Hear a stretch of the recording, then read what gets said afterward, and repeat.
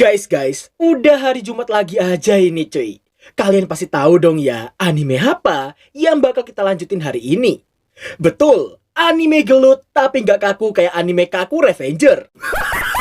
Sebelum kita mulai videonya, tolong di-push dulu tombol subrek, like, dan aktifin lonceng notifikasi di bawah, biar gue bisa lebih semangat lagi dalam menghibur kalian semua. Dan kalau kalian mau support lebih, kalian bisa join membership coachingannya WAM 2. Oh ya, di ending video ini gua mau spill dikit soal jadwal uploadnya WAM 2 di musim depan nanti guys. Jadi silakan nonton video ini sampai habis. So, tanpa berlama-lama lagi, siapkan minuman, cemilan, dan enjoykan posisi nonton kalian. Dan mari kita mulai Windbreaker episode ke-8.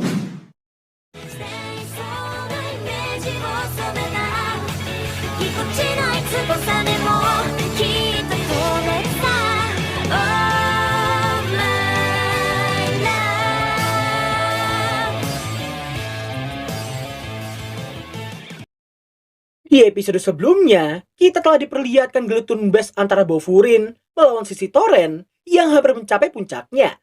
Peradu mekanikan Sakura melawan Togame telah mencapai klimaks dan cuma tinggal masalah waktu, hati, serta kondisi saja yang akan menentukan siapakah yang akan menang dari kedua petarung ini. Di tengah Togame masih berdilema dengan apa yang dia inginkan sebenarnya, Sakura merasa terkejut setelah menyadari Sisi Toren yang ternyata nggak tahu menahu tentang insiden yang melibatkan Sasaki, si bocil SMP Furin. Sakura yang sangat kepo pun bertekad harus mengenal sosok lawan di hadapannya saat ini. Togame ditanyai pun hanya bisa menjawab geng Sisi Torennya itu hanya mencari orang-orang kuat saja, dan songgok sampah macam si Yukina dan Kanuma tidak seharusnya berada di gengnya itu. Togame sendiri nggak tahu sudah berapa banyak anggota Sisi Torennya yang ia buang sebelumnya.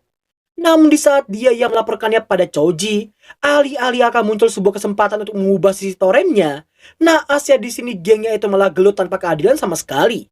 Meski Togame menyesali keputusannya di hari pertama Choji mulai berubah, namun jalan untuk berhenti sudah nggak bisa ia dapatkan. Dan ya, kayaknya gua tahu isi pikiran semua orang-orang yang nonton mereka deh. Juang, kira cepetan gelut ale, bacot to ae, durasine nutut ta iki. 20 menitan ki bacot to diseneni. 山に行きたいな。何したってんだよ。 Sakura yang gak paham dengan apa yang lagi diomongin sama si Togame pun mengungkapkan bahwa dirinya mengakui Togame sebagai lawan yang sangat kuat, tapi juga sangat payah di saat yang bersamaan. Maka dari itu Sakura bertekad akan mengalahkannya dan membuat titel payahnya tadi itu terlepas, sehingga si Togame ini akan jadi lawan yang sangat pantas untuk ia kalahkan di kemudian hari. Setelah memprovokasi Sakura dengan tawa sinis dan sedikit hinaannya, hal tersebut membuat sumbu emosi Sakura aktif dan langsung menerjangnya di saat itu juga. Ucapan Sakura barusan membuat Togame terbawa kembali ke momen perubahan Choji di hari itu, di mana kerasi Togame ini entah takut, sedih, atau kecewa terhadap tatapan si Choji ini. Hal itu membuatnya cuma bisa patuh karena Choji yang menantangnya untuk bergelut dengannya. Setelah Togame berhasil mendaratkan pukulannya lagi, nampak Sakura yang senang karena akhirnya mode seriusnya si Togame telah kembali.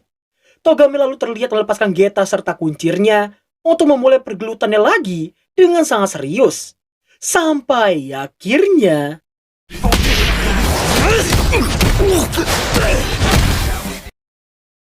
Di tengah adu jontos yang sangat-sangat sengit itu, semua orang yang menonton pun jadi sangat merinding setelah menyadari keduanya yang malah tersenyum seolah-olah tidak mementingkan rasa sakit yang mereka terima. Dan mari kita lanjutin gelut tapi gak kaku yang satu ini.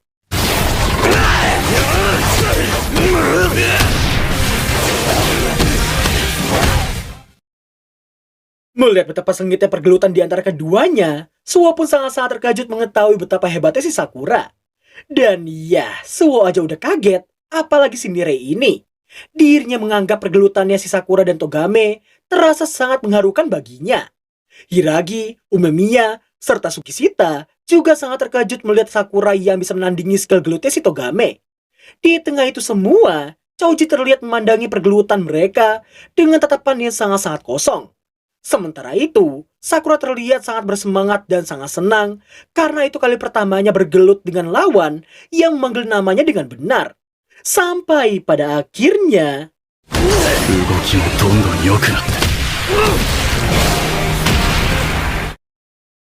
Sumpah gue sekarang yakin 100% anime ini memang berniat memberikan feel gelut yang bisa dirasain sama semua penontonnya. Setelah cukup lama bertukar pukulan serta tendangan, nampaknya keduanya yang masih bisa tertawa saking menikmati pergelutan mereka barusan. Mereka berdua kemudian terlihat bersiap-siap untuk melancarkan serangan terakhir yang akan menentukan siapakah pemenangnya. Namun di saat-saat mereka yang masih melayangkan tinju masing-masing, Togami baru menyadari bahwa seharusnya dia juga melakukan hal yang sama pada hari itu. Akan tetapi karena waktu yang sudah tak bisa diulangi lagi, dirinya cuma bisa menebusnya dengan cara mempasrahkan diri kepada pukulan Sakura, sosok yang membuatnya menyadari jawaban serta penyesalannya di hari itu. Togami merasa Sakura pasti bisa menjadi sosok yang sangat-sangat kuat, tapi tetap pada pendiriannya sendiri. Dan pada akhirnya... Arigatou, Sakura. Give up. Mendengar Togami yang baru aja mengatakan give up alias menyerah, sontak hal itu membuat semua member sisi Toren lainnya terdiam tak percaya. Di lain sisi, Sakura terlihat sangat-sangat emosi karena Togami yang pasrah di pukulan terakhirnya tadi. Belum selesai amuk-amukan, Choji udah terlihat muncul dan menyudahi ronde tersebut. Setelah mengajak Sakura buat gelut dengannya di lain waktu, napaknya Umemiya yang diajak buat naik ke atas panggung. Togami yang telah menyadari kesalahan sisi Toren pun mencoba untuk menghentikan si Choji. Namun yang terjadi... Ya, aksi Sakura yang memukul si bocil tengil idiot Madesu ini berhasil dihentikan oleh si Umemiya. Setelah muji Sakura yang berhasil berkomunikasi dengan sangat baik dan meminta Togami untuk menyerahkan si bocil tengil Madesu ini padanya, Togami pun paham dan memintanya untuk jangan sampai mati. Yang entah ditujukan untuk Umemiya ataukah si bocil Madesu. Sakura yang juga paham pun memutuskan untuk turun, tapi dia masih gak paham makna berkomunikasi yang diucapkan oleh si Umemiya barusan. Nah, di sini Hiragi memberitahu alasan Togami yang menerima pukulan terakhirnya si Sakura, yaitu untuk menebus penyesalan, sekaligus membayar hutang atas kesalahan yang dimulai oleh gengnya itu. Namun terlepas dari hal tersebut, Hiragi muji Sakura karena telah memberikan yang terbaik. Sementara itu, Umemiya yang melihat Choji pun harus menanyakan apakah dirinya tidak merasakan apapun dari pergelutan Sakura dan Togami tadi. Choji yang mengaku tidak merasakan apapun, membuat Umemiya menyayangkan hal tersebut. Iya. Choji lalu mengatai Umemiya yang sangat curang karena Bofun berisikan orang-orang yang sangat kuat. Sedangkan sisi Torennya berisikan seonggok sampah lemah yang membuatnya jadi nggak bisa bebas sama sekali. Dan hal tersebut tentunya tidak menyenangkan sama sekali untuknya. Mendengar ucapan ketua mereka barusan, semua member sisi Toren pun terdiam dan mempertanyakan apakah itu pandangan Choji pada mereka selama ini. Dan ya, di momen inilah kita akan melihat betapa idiotnya bocil kematian yang satu ini. Kesalahan dalam berpikir dan saking otaknya cuma sebiji kuaci, hal itu membuatnya mengira alasan dibalik Umemiya yang bisa bersenang-senang karena dirinya adalah yang terkuat di Bofurin. Oleh karena itulah Choji menginginkan Umemiya serta Bofurin untuk jadi miliknya seutuhnya. やっとこの退屈な毎日が終わる。 Ini bocil kalau ada di real pasti bakal viral gak sih cuy? Kan bagus tuh ya. Viral, BDGJ, bocil dalam gangguan jiwa. Setelah cukup puas menyampaikan keegoisannya barusan, pada akhirnya peradu mekanikan di ronde terakhir ini pun dimulai.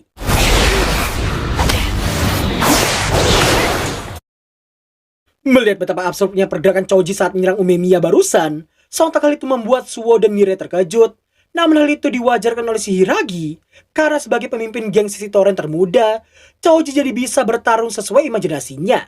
Di lain sisi, Sakura terlihat sangat kesal, tapi juga sangat bersyukur, karena jika sebelumnya Umemiya tidak menghentikannya, minimal dia akan pingsan, atau mungkin bonyok karena harus menerima serangan fatal dari si Choji itu. Mengetahui masih banyak kekurangan dalam dirinya, hal itu membuat Sakura bertekad akan jadi lebih kuat dari yang sekarang. Setelah melihat dan mengingat ekspresi serta ucapan yang seolah-olah mengasihaninya, hal itu semakin membuat Choji emosi karena dia nggak paham dengan apa yang mau dikatakan oleh si Umemiya.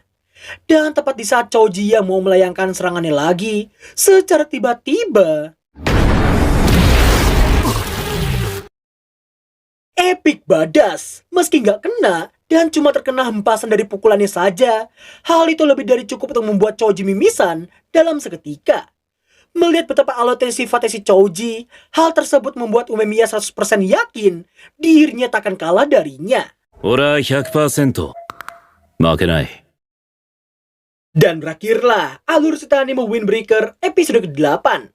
Gua cuma akan balas 2 komentar kali ini cuy. Karena ada yang mau gua sampaikan ke kalian tentang planning WAM 2 di bulan Juli mendatang. Oke, komentar pertama datang dari tanpa nama. Bang, anime yang menurut lo paling jelek dari segi alur, karakter, dan lain-lain tahun 2024. Dekisoku Night Toyo Bareta. Gua langsung yakin jawab itu cuy. Rating 4,87 dari 10. Di My Animalist ya. Jalan cerita super bosenin, cenderung monoton tanpa awalan dan tujuan yang jelas. Kalau ada dari kalian nih ya yang nganggep anime Dekisoku Night itu bagus, berarti kalian cuma bocah pecinta overpower yang punya pola pikir Pokoknya MC itu harus OP, gak boleh cewek, gak boleh lemah, harus punya kekuatan setingkat dewa dan sangat-sangat keren. Komentar kedua datang dari Funcation 480. Kenapa ya bang? Ada channel di YouTube lain ngonten episode 5-8 cuma 27 menit doang.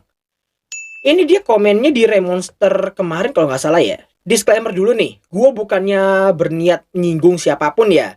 Tapi gini cuy, ngedit itu kan lama dan susah ya. Nah, mungkin mereka merekap segitu biar cepat selesai aja nggak sih? Walaupun akhirnya kualitas dari video tersebut jadi down parah sebenarnya ya. Kok bisa gitu bang? Ya pikir aja bre, ada adegan action pukul-pukulan, tapi malah dibawain pakai screenshotan goyang-goyang. Udah gitu suaranya dimatikan, malah diganti suara si narator. Sedangkan untuk gua sendiri, kenapa selalu ngedit lama? Ya bandingin aja sendiri cuy. Channel WAM 2 ini sebenarnya nih ya, tinggal nyari narator baru doang. Gua yang ngetik, naratornya kalau bisa cewek cuy. Wah, itu mantep banget sumpah. Kalian bosan kan sebenarnya dengerin suara ngebas gua yang kayak gini? Nah, sekarang saatnya gua sepil dikit jadwal upload WAM 2 di bulan Juli nanti. Mungkin di bulan Juli nanti gua bakal kembali ke awal dulu cuy. Format videonya per episode. Jadi mungkin di summer Juli nanti itu ya gua bakal bawain 1 judul per hari. Jadi perhitungannya bakal jadi 7 judul dalam 1 minggu. Karena gua ngerasa durasi panjang kayak Remonster dan sejenisnya itu bukan tipe gua banget. Ya Remonster sebenarnya bisa jadi per episode. Cuma di awal musim kemarin gua kan diomongin bang kalau bisa musim depan durasinya panjangin. Ya makanya gue panjangin khusus Remonster sama Maono Ore sama ya Kenkadokugaku aslinya pengen gue jadiin per episode. Cuma karena waktu gue kemarin gak cukup, jadi mau gak mau gue jadiin 2-3 episode gitu loh cuy. Ya gitu ya. Semoga aja akses gue bisa lebih banyak juga di musim depan ya. Good job.